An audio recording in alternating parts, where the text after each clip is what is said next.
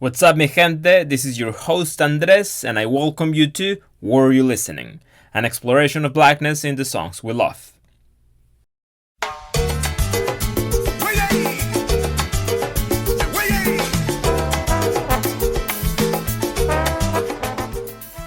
Today we'll be listening to Esto te pone la cabeza mala by Juan Formell y Los Bambán.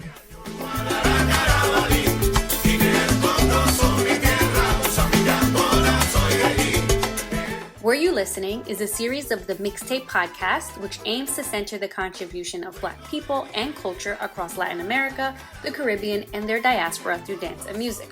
If you were looking to practice your bilingual skills, mira, si tú quieres practicar, there is also a Spanish version of this episode. Así que ve y lo escuchas en español también. Follow us on Instagram at themixedtapepodcast and click the link tree in our bio to find all of our episodes across platforms including Spotify, Apple Podcast, and YouTube.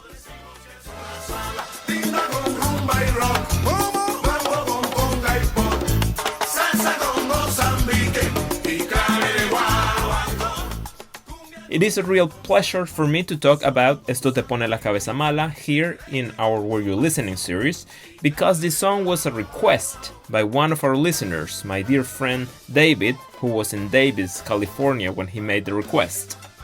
I had the fortune to meet David and to be his dance classmate while we were both living in St. Louis.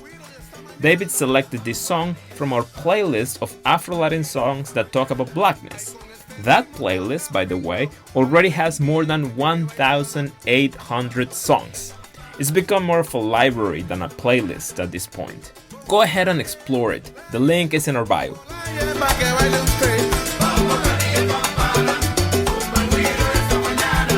Let's start with Juan Formell. He was born in 1942 in La Habana, Cuba, and was an extremely prolific and highly technically trained composer and musical arranger. During the decade of the 1960s, Juan performed with various groups and became Elito Revés' primary arranger. However, as a 2014 article from the Times London reveals, I quote, "He arrived with a passion for the Beatles and a head full of ideas, which prompted Revés to quit his own band to form Orquesta Ritmo Oriental. However, most of Revés' musicians chose to stay with Juan Formell." End quote. Juan Formell then founded Los Bambán the 4th of December of 1969, and the band continues to be alive and well to this day, meaning the band has existed for more than half a century. Really a remarkable fact. The name of the band, Los Bambán, which literally would be translated to something like the Go-Goers, in fact means something closer to the Done Deals, because as Juan Formell explains in a 2000 interview, Ban Ban in Cuban Spanish means it will happen. Besides Juan Formell, who arranged and played the bass, many well-known artists have been part of the band throughout the years, including Ángel Bonet, José Luis Changuito Quintana in the drums, César Pupi Pedroso in the piano, José Luis El Tosco Cortés in the flute, and who would become the founder of Angie La Banda, and the singers Pedro Calvo, Mario Mayito Rivera, Roberto Hernández, Jenny Valdés, and Abel Lele Rosales. Juan Formell y Los Bambán have received many awards and recognitions throughout the years, including the distinguished Latin Grammy for Best Salsa Album in 2000 for their album Llegó Bambán, or Bambán is Here in English, and the Latin Grammy for Musical Excellence, which Formell won in 2013, just a year before his passing. In today's song, Esto te pone la cabeza mala, Juan Formell presents a prime example of the approach with which he and Los Bambán create music, by fusing, mixing, and creating a multitude of rhythms, an outstanding example of Cuban timba. Let's listen.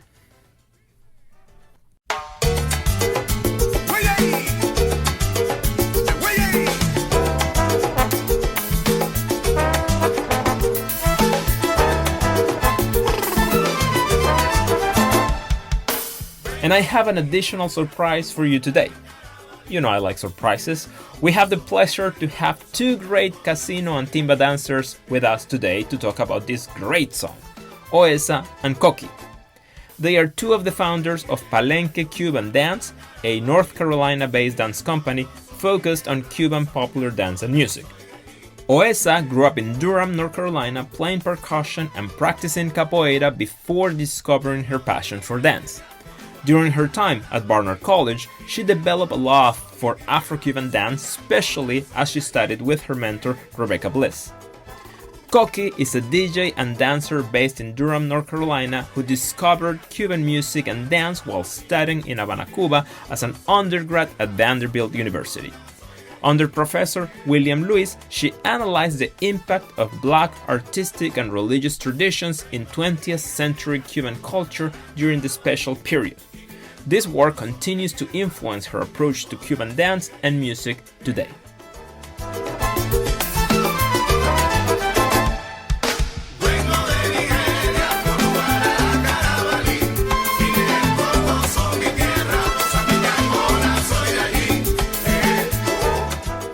Vengo de Nigeria, Yoruba, Arará, Carabalí. Nigeria y Congo son mi tierra, Mozambique, Angola, soy de allí. I come from Nigeria, Yoruba, Arará, Carabalí. Nigeria and Congo are my motherland, Mozambique, Angola, I'm from there. Nigeria, Angola, and Mozambique are all African countries, the first two located in the west coast of the continent. Yoruba, Arará, and Carabalí refer not to countries but to peoples, ethnic groups. The Yoruba people are mainly concentrated in what is today Nigeria. The Arará people are a minority Afro-Cuban ethnic group descending mainly from the Kingdom of Dahomey in West Africa. Carabalí is the name given to people and their descendants who were enslaved, traded, and brought to the Americas from the old Calabar port in today's Nigeria. Oesa, I'm sure you're familiar with this song. What is your impression from these first lyrics?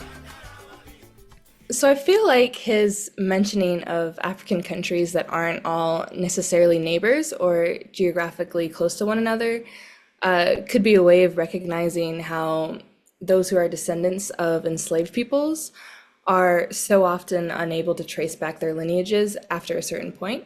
For many of these people, records are poorly kept or altered, if kept at all, making it extremely difficult to track one's ancestry. And so I interpret this as being an acknowledgement of all the ethnic groups and peoples that made up the population of those enslaved. The influences of these groups are also heavily ingrained in Cuban dance and music. Afro-Cuban Orisha dance and music from Yoruba land in West Africa, Arará rhythms and dances from Benin, Palo from Congo, and Abakwa from the Carabalí peoples. The cultures and traditions from these groups directly lay the foundations for Afro-Cuban or folkloric religion, dance, and music. And I feel like he's also referring to himself as well as others of the African diaspora with his use of yo or I in regards to where he comes from. And it's a way to claim all of these areas as his homeland and to proudly claim all these peoples as his ancestors or predecessors. Esa música que heredamos, hijos y nietos de los africanos, la que mezclamos con la española, con la francesa y la portuguesa, la que fundimos viendo de inglesa, por eso decimos que son las malas. Esa música que heredamos, hijos y nietos de los africanos, la que mezclamos con la española, con la francesa y la portuguesa, la que fundimos bien con la inglesa, por eso decimos que es una sola. That music we inherited, children and grandchildren of Africans. The one we mixed with Spanish music, with French and Portuguese music, the one we fused well with English music, and that's what we say is just one music. Here the lyrics continue with the reference to the African heritage of many Cubans and their influence in Cuban culture. The lyrics suggest that the approach taken by Juan Formell and Los Bamban is one of fusion of rhythms, using an Afro-Cuban musical backbone. Let me turn to you, Coqui. What do these lyrics communicate to you? Well, the first thing that comes to mind for me is this idea of transculturation that, Jose Marti introduced in Contraputeo Cubano, Cuban Counterpoint, that was published in the 40s. And he talks about transculturation as this idea that describes how various cultures that ended up in Cuba blended, transformed, and exchanged with each other over centuries of colonial expansion. So in the context of Cuban culture, we mainly consider influence of like Yoruba traditions brought by enslaved Africans and their descendants. We think of that combined with Taino heritage and the indigenous populations that were impacted by colonial infiltration. In addition, like we think of the Spanish influence of the colonizers and their successors, among others. And the idea is that in Cuba specifically, the influence of each of these groups came together in such a way that it became kind of uniquely and distinctly Cuban, and brought about a cultural expression and practice that didn't exist in these individual cultures before they came together. And so when I see this line, and that's why we say it's just one, like you often hear people, and that's why we say like it's Cuba, it's not Spanish, it's not XYZ. They'll kind of say it's Cuban, and that's kind of what resonates with that last line there. And given our backgrounds, this is very different from what we saw in the United States, where we kind of assimilated, or enslaved folks and their descendants were kind of more so forced to assimilate. And the lyrics give this same energy of kind of like transculturation, but talking about like the sounds that Los Van Van were making, songo, timba, and like again, they're uniquely and distinctly different from anything else we heard. Por eso decimos que es una sola. Most people would call Esto te pone la cabeza mala a timba. It came out in 96, I believe. Timba really didn't begin until late 80s, and Los Van Van had started writing at least as early as the 60s. And Juan Formell was known as being influenced by rock and R&B in the US in the 60s and 70s. And he kind of named this sound that he produced songo. And he used this term to describe the fusion of like Cuban rhythms with rock, R&B, rap, Brazilian music, etc. So to me, the lyrics are communicating that timba, songo is a fusion of influences that are blended, transformed, exchanged in the same way that we think about Cuban culture itself. Now, some like have argued that this way of thinking, this idea of transculturation, calling this thing like Cuban, can be a form of erasure of Black contributions to Cuban music and culture. So I like that in the section of the song, he starts by acknowledging that the music has been inherited, that it's been passed down from those before. And I think it's noteworthy that they first acknowledge the foundational influence of African rhythms on the music we hear when they start saying hijos y nietos de los africanos before going on to name the influences that came after. I'm not sure if that was intentional, but nonetheless, it still sends a message of unity that celebrates this unique blend of sound that, again, didn't sound like anything else being made outside of Cuba during that time. And because we're dancers, I also wanted to add that the music that was being made was with dancers in mind. They weren't just kind of making these complex sounds and rhythms for the heck of it, but they considered how it would shape and shift Cuban popular dance. So it makes sense, like when I'm thinking of like Esto te pone la cabeza mala, a timba, that I would like dance that a little differently than some of their other songo hits like Sandunguera, La Habana Si, for example.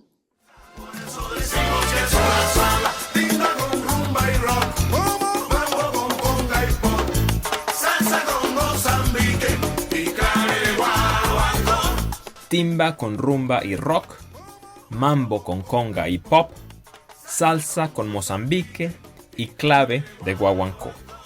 Timba with rumba and rock, mambo with conga and pop, salsa with Mozambique, and guaguancó clave. In a 2000 interview, Juan Formell says, I quote, Los Bambán started in 1969, Iraquere in 1973, and then in 1978 Adalberto Álvarez and Engie La Banda in 1980. That was the beginning of what we have today decided to call timba. End quote. Coqui, you have been dancing Cuban popular music for quite some time. What is timba for you? Can you tell us about this relationship between rumba, mambo, conga, Mozambique, guaguancó, and timba? So one of the things we love about dancing to timba is its versatility. It gives us the option to blend different elements of Afro-Cuban folkloric and Cuban dance together if we want to. It's not a mandate. So some say timba is a genre of music that evolved from son and incorporates these elements that are mentioned in the lyrics. Cuban popular dance, Afro-Cuban dance, rock, R&B. Some have recently started using the term timba to refer to the way we dance to this music specifically, either with a partner or on our own, which again can look like incorporating son, rumba, different body movement. And so for me, when I'm dancing timba, I listen to what the music calls for as best as I can. So if I'm dancing like with the Oesa, for example, we're dancing casino, all of a sudden we hear the guaguancó clave, like we're both gonna stop and like, give a little rumba moment. And so I just love that it gives us a choice to play. Same thing, if I hear a mambo section, I might start doing a little mambo. And again, this isn't required, but it is just something that we can do. And I do want to point out, though, that the way that you see us dancing today is not how casino was historically danced beginning in the 50s. That came way before timba was even a genre. But again, going back to this idea that the music that was being made, Juan Formell, they were thinking about how this was going to shape the way people danced Cuban popular dances. So that's kind of what I think of as timba. But my favorite definition, and this is what I'm going to end with on this one, is actually comes from Alexander Abreu. In an interview, somebody asked him, like, what does timba mean to you? And he goes, La timba es un sentimiento, una forma de expresar, una forma de vivir, es una energía, una religión. And like, yes, timba is just a feeling, and that's really what I think. And the point that it seems that he's getting at is that we can express it how we want to.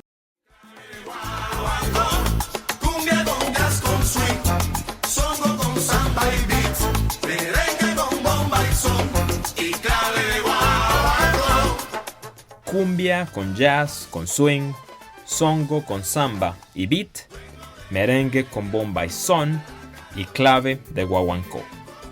Cumbia with jazz with swing, songo with samba and beat, merengue with bomba and son, and guaguancó clave.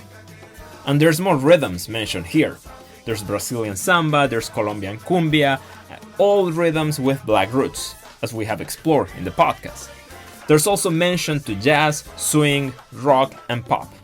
As dancers who grew up in the US, do you hear those African American influences in the music of Los Bamban or in timba in general? Do those add anything to your connection with the music? Let's start with you, Oesa. I definitely do hear these influences for sure. And I don't know, for me, there's this like oomph that's hard to describe, but it like when I hear timba, it reminds me of like when I'm like blasting music with my mom in the car, and you have this like head bob or whatever, this shoulder rock going on, that's going to the downbeat, and I feel that same oomph, however you want to describe that, in timba. And yeah, I can feel myself dancing the same steps as I would to some funk or R&B or hip hop, and yeah, it has. Like Koki was saying, this feeling of timba, it has something that's super resonant for me, and it feels familiar, and it feels like what I grew up with. Even if I didn't grow up listening to timba, there's some like underlying something in it to where I'm like, okay, I like this, and this is something that I rock with for sure. Yeah, people often will ask like what makes timba different than like salsa, which is how son evolved outside of Cuba. And really there are a lot of things, but I think the main thing for me that really gives timba that like oomph that Oesa was talking about, and like is that like you have a full drum set. So you don't just have timbales and like you have the full drum set with also like the bass kick that hits on those down beats. So like that oomph you feel is kind of like, and when you start bopping your head, I feel like that's really what you're feeling is like, that full drum set, the bass in the down beat. And I wanted to kind of shout out like Dwayne Wren, who is he's someone who has a wealth of knowledge on Cuban music and dance, and someone whom I really admire. But he was telling us that like the bass kick sounds like a heartbeat, and The first heartbeat we hear is our mother's, which might explain why we're so drawn to that rhythm. I know Liz was talking about her mom, but Dwayne is a dance teacher based in Detroit, and you can find him on Instagram. His school is called Energetic Soul Studios. But like just the connection to Black Americans in Cuba, it goes way back. Like there's a history of African Americans traveling or seeking refuge in Cuba. For example, I'm thinking like Langston Hughes in the 30s going to kind of explore African roots again that existed in Cuba because they had this process of transculturation where people were Afro descendants were able to maintain parts of their culture, and that wasn't something that happened in the U.S. because we kind of saw more of this acculturation where we were forced to assimilate to the dominant culture. And interestingly, like one of my favorite Timba DJs, he's African American. His name is Cedric Teamer, aka Timba Titan. He's in Baltimore, and he's an incredible DJ. But I tell you, he doesn't speak Spanish, but like he is one of the best in the game. And I can like we've DJed together a couple of times, and I can play a song, and he'll like bop his head for a few seconds, and then he'll look at me. He'll be like, "That came from that Fresquito album, that Elito album, right?" And like he'll tell you the album, the year it came out. He'll even tell you what the artist was wearing on the cover, and it really is impressive. But I think that just speaks to how we're able to connect with the feeling and the vibe of the music, even as people who aren't Cuban. And this is, I think, this is what Alexander Abreu meant. This is what I meant when I say timba is a feeling. Like it connects us to our roots that we didn't even necessarily have access to, but it has that feeling and that vibe to it.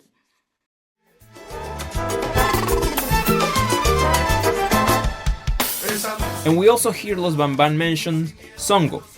This one is a creation of Los Bamban, as a news article reveals. I quote, Juan Formell electrified the violins which were retained from the lineup of the older style charanga orchestras of the 1950s. He added electric guitars and augmented the congas with drums, while his own heavy angular electric bass playing infused the music. The result was a modern hybrid salsa sound which Formell dubbed Songo. End quote.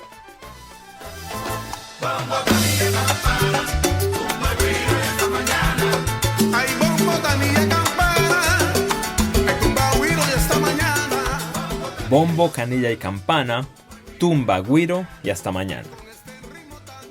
Bombo, canilla and campana, tumba, guiro, and I'll see you tomorrow. In this first call and response, the main call mentions several musical instruments. Let me focus on the guiro. Coqui, I've seen you many times playing the Dominican guira at parties. Tell us a bit about the difference between the guira and the guiro mentioned here, and why do you enjoy playing it so much? Well, the most obvious difference is that the Dominican guira, ending in A, is metal, and it's played with the metal scraper. And in DR, they call it a gancho. They might call it something else in other places. And then the guiro was traditionally made from like a hollowed out gourd, but today it's typically like wooden or plastic, and also played with kind of a wooden or plastic stick that I can't remember exactly what it's called. But anyway, so the guira is metal, and it has a much sharper sound.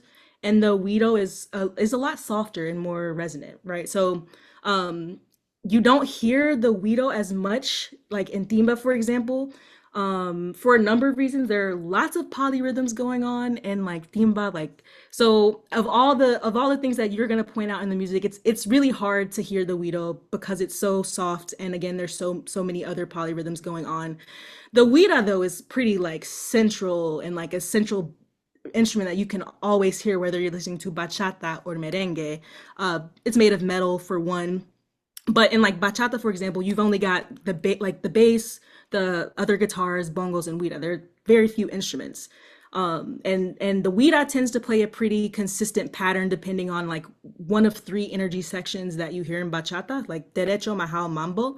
There's kind of a pretty consistent rhythm, and musicians can like improvise and go out of that, but effectively you're kind of in one of those three rhythms at all times.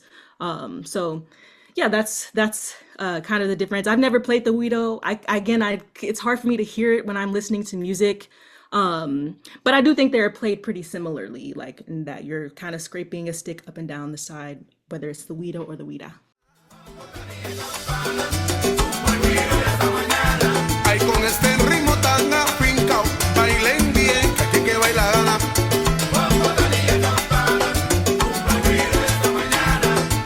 Bombo la ye, ay, bombo la ye, pa' que baile usted. Sa la la la la la la la la la la la la la, campanero. Ay, aquí sí salió, si no sale, la cosa es de aprendizaje. Among the several responses of this call and response, we hear, con este ritmo tan afincao, bailen bien, que aquí el que baila, gana. Aquí si sale o si no sale, la cosa es de aprendizaje. With this rhythm so rooted, dance well, here the one who dances wins. We figure it out right here, and if not, it's all about learning. Oesa, among the many things you dance timba. What do these lyrics communicate to you? To me, there's a freedom to the music of timba because it captures and includes so many elements. There's a basic structure for sure, but there's this energy of just like enjoy yourself and come show out, and most importantly, be present in the space. It makes me think about a couple of things, but mainly about how often in Black spaces with with live music, be it a tambor, or like a West African bantaba, or even like a concert, it's all about energy and intention. If the musicians are working their butts off playing and the dancers and attendees aren't giving them anything in return, it's going to absolutely kill the energy, and vice versa. So what's important isn't whether or not you're stepping on the correct foot. It's about if you're positively contributing to the energy of the space. The part about learning, it makes me think about just like vibing together at a family reunion, and just getting down, and the aunties and uncles teaching the younger generations their dances. And like you're not gonna get reprimanded if you're not doing it right. You might definitely get clowned a little bit if you're not on beat, but like it's still all lighthearted. And again, like the main thing is whether or not you're contributing good energy to it. And now we enter into my favorite part of this song, which I think musically and emotionally embodies precisely the name of the song. Esto te pone la cabeza mala. This messes you up in the head. That's how good the song is.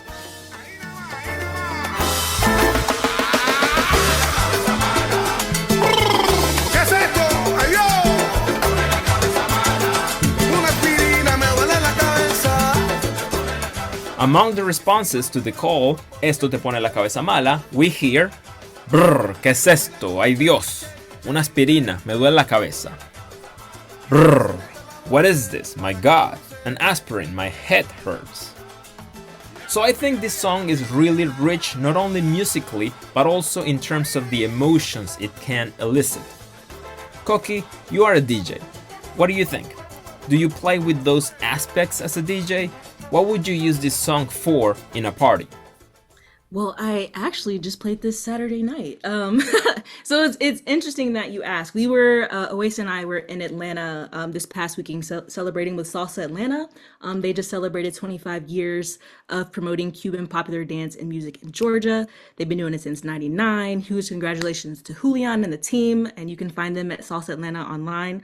I was honored to be one of the 3 DJs alongside Cedric Teamer, who I mentioned earlier, Timba Titan. And I was really excited to throw this song out there because it's a classic 90s track. They've been doing Cuban dance since '99, and there's just something about 90s timba that hits different. Same with like 90s R&B, it just got that feeling to it. But anyway, DJing for Cuban dancers is probably one of my favorite things because they have like a greater appreciation and understanding of the music than like in other spaces where we do Latin dance. And But like Este Te Pone La Cabeza Mala is a song that's gonna get you on your feet. It's coming in at about 102 beats per minute. So I'm gonna play it when I'm trying to raise the vibe and the energy in a space. And I threw this out in my set after the performances this weekend, and it made me really happy to just look out and like see people getting down, smiles on their faces, like the energy was up in the room. And these are people who probably like have heard this song at some point if they've been doing Cuban dance. But whether or not you recognize the track, it's something that you can move and groove to.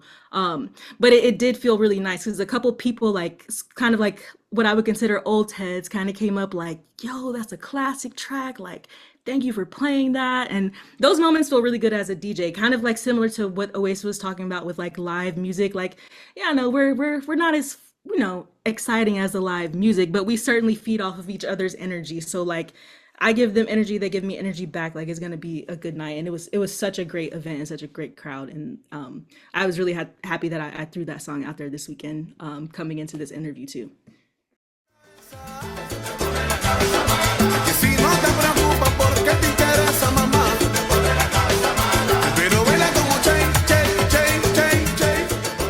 In the responses to the call, Esto te pone la cabeza mala, we also hear, y si no te preocupa, ¿por qué te interesa, mamá? Pero baila como Chen. And if it doesn't worry you, why do you care? But dance like Chen. According to Kirsi Ratia in her 2015 linguistics dissertation, Chen in this sentence refers to an energetic and strong way of dancing, and it derives its original meaning in Bantu.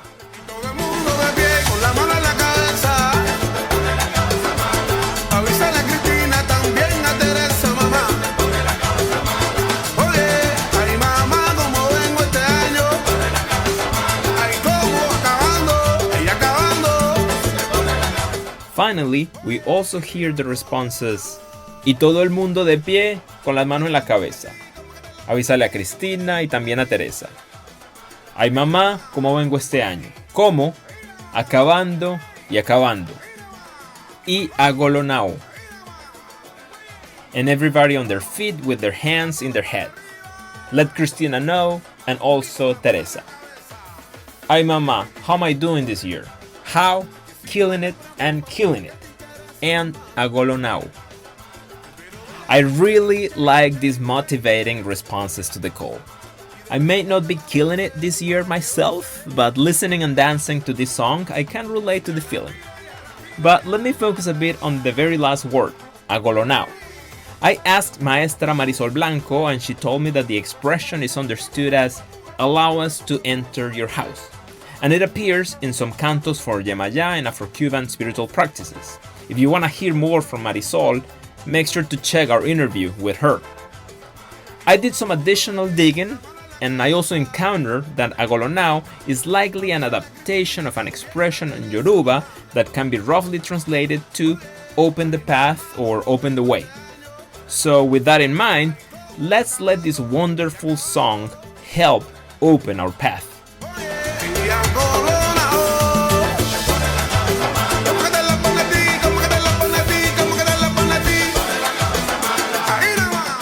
During his career, Juan Formell displayed great pride on taking into account the dancers in his creative process.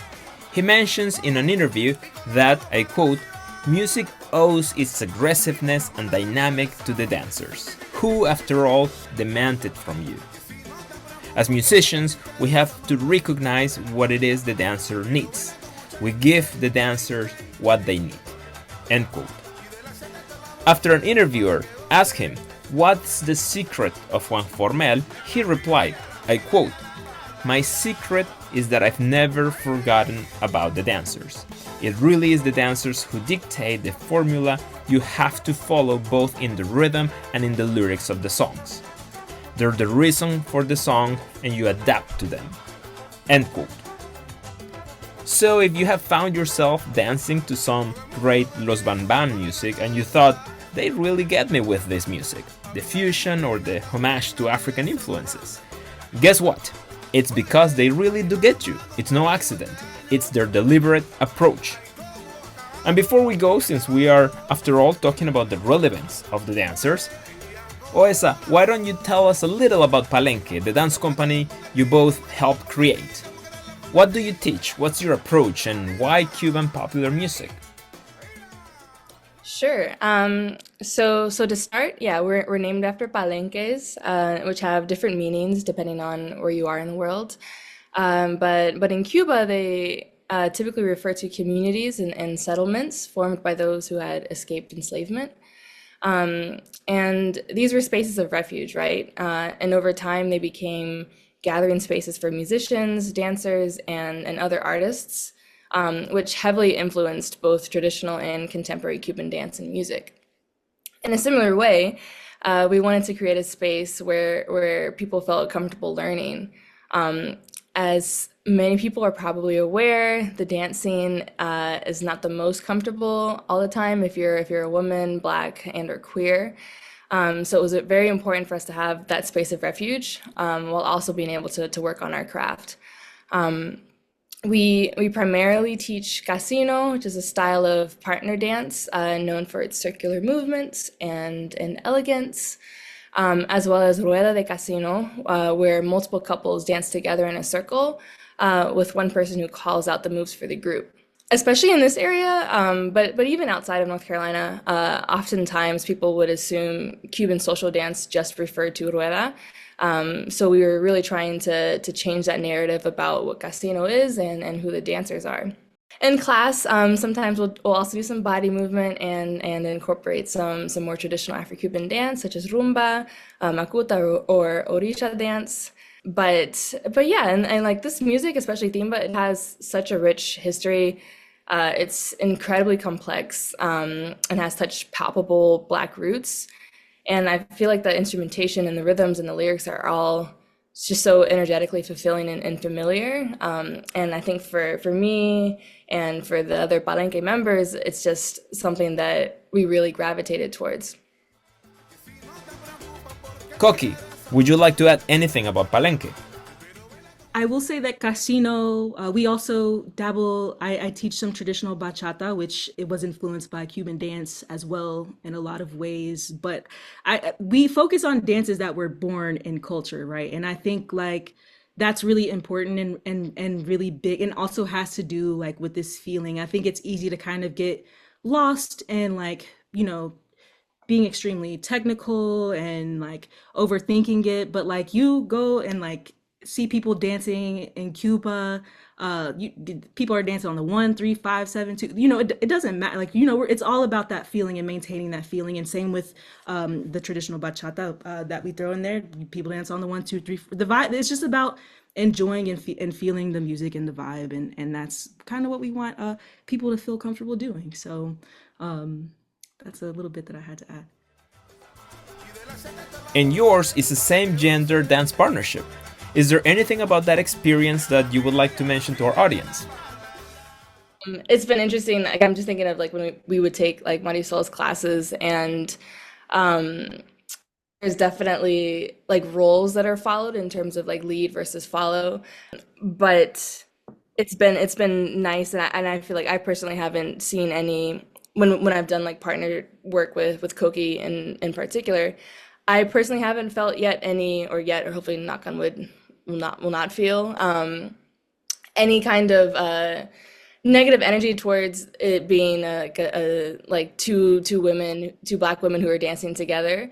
So that's been, at least in like the spaces that we've been in, that's felt really nice so far, especially because a lot of these dances and a lot of the roots definitely still have very set roles in terms of like who the follow is and who the lead is, very like male, female, masculine, feminine kind of energies. But so far it's just kind of been like, well, if you're going to embody that energy, just go ahead and embody it, as opposed to like you have to really stick to this set of rules, you know? So that's been really refreshing and nice, and honestly kind of surprising, but still nice. There's always kind of that initial, like when you take a workshop, you know, like they might kind of assume, but I've never been like, there was never been any pushback once like they're like, oh, okay, sorry, like I just need to remember to say leads and follows versus like XYZ, just kind of like undoing some of the things that like we don't consciously think about all the time. But yeah, I've had a pretty good experience being a lady lead. And I think that speaks to just kind of like the community that I've been able to find and through like palenque and through Cuban dancing. Y de las 7 te vamos a hacer para que goce. Y a la mira y a la pibe y a la banda. What a great conversation we had today. I want to thank my friend David for suggesting we work on this song, and Oesa and Koki, of course, for helping us contextualize it. And I also want to thank the Mixtape podcast team, my co-host Dr. Melissa Viloras, who edited this episode, and Susan Maicalcio, who creates the graphics for the episodes. And to our audience, thank you so much for being here with us today. I am your host, Andres Hincapié, and if you weren't listening, now you are. Ay, mamá, como vengo este año. Ay, como acabando, ay, acabando. Oye, y a Corona. Thanks for listening to today's episode. To hear today's song or other songs featured on the Were You Listening series, check out the Were You Listening playlist, which can be found at our brand new website, themixedtapepodcast.com. Be sure to follow us on Instagram and Facebook at mixedtape.podcast, as well as Twitter and YouTube, which are easily accessed through. Make sure you hit that subscribe button and turn on notifications for our posts. This episode was sponsored by Orange County Arts Commission. Thanks for listening. This is Mixtape.